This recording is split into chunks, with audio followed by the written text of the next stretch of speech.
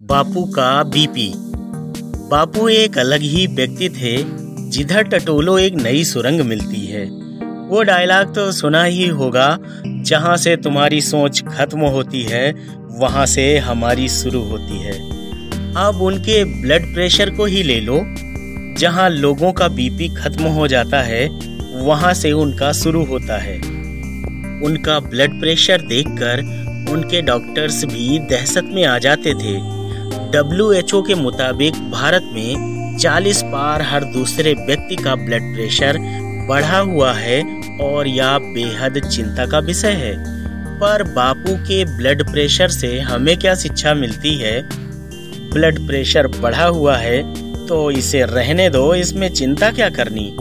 नहीं, यह एक गलत सबक है, क्योंकि बापू की जीवन शैली हमारी आपकी जीवन शैली से बहुत अलग थी।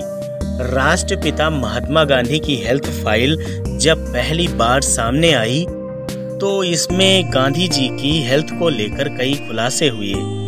तब Indian journal of medical research के स्पेशल एडिशन में इससे जुड़े फैक्ट्स पहली बार प्रकाशित किए गए। Gandhi ji high blood pressure का शिकार थे। 1939 में उनका वजन 46.7 किलोग्राम था और हाइट 5 फुट 5 इंच दर्ज की गई। बापू का बीपी इतना बढ़ा होने के बावजूद उनकी सेहत बहुत अच्छी थी और उनकी मौत गोली लगने से हुई, हार्ट अटैक से नहीं। रिपोर्ट के मुताबिक गांधी जी रोजाना 18 किलोमीटर पैदल चला करते थे। 1913 से लेकर 1948 तक की कैंपेनिंग के दौरान वे करीब 79,000 किलोमीटर पैदल चले। यह 2 बार धरती को नापने के बराबर है। गांधी जी खुद को नेचुरल तरीकों से स्वस्थ रखते थे। नेचुरोपैथी में यकीन था। उनका मानना था कि एक स्वस्थ दिमाग से स्वस्थ शरीर बनता है। वे संतुलित आहार, प्राकृतिक इलाज और फिजिकल फिटनेस को महत्वता देते थे।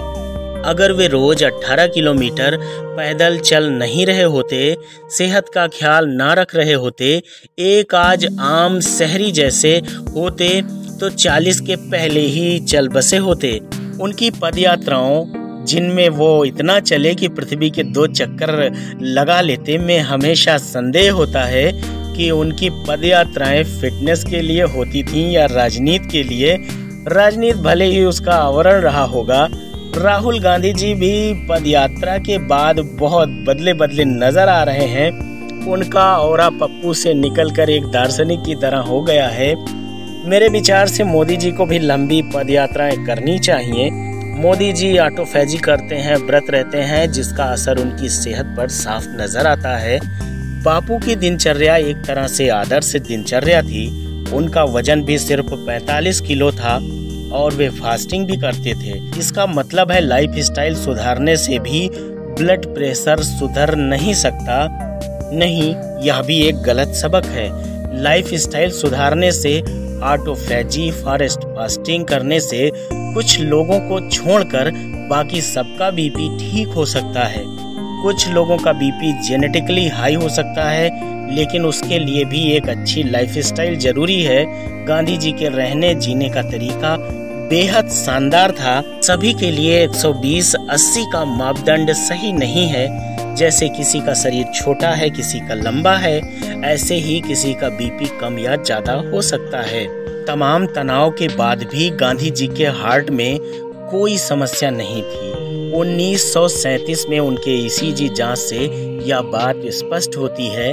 उनका मानना था कि प्रकृति के विरोध में जाने से जो गड़बड़ी हुई है वह प्रकृति के साथ रहने से ठीक होगी। वे यह भी कहते थे कि जो मानसिक परिश्रम करते हैं उनके लिए भी शारीरिक परिश्रम करना अनिवार्य है। सेहत के लिए हिंदी में एक शब्द है स्वस्थ, जिसका मतलब होता है स्वस्थित। तो स्वस्थ होने के लिए स्व पर फोकस करना होगा। स्वास्थ्य को पर्सनलाइज्ड होकर ही पाया जा सकता है। बापू के बारे में सोचने के लिए 2 अक्टूबर तक का भी इंतजार करने की जरूरत नहीं है कि प्रासंगिकता हर रोज, हर घंटा, हर मिनट और हर सेकंड है।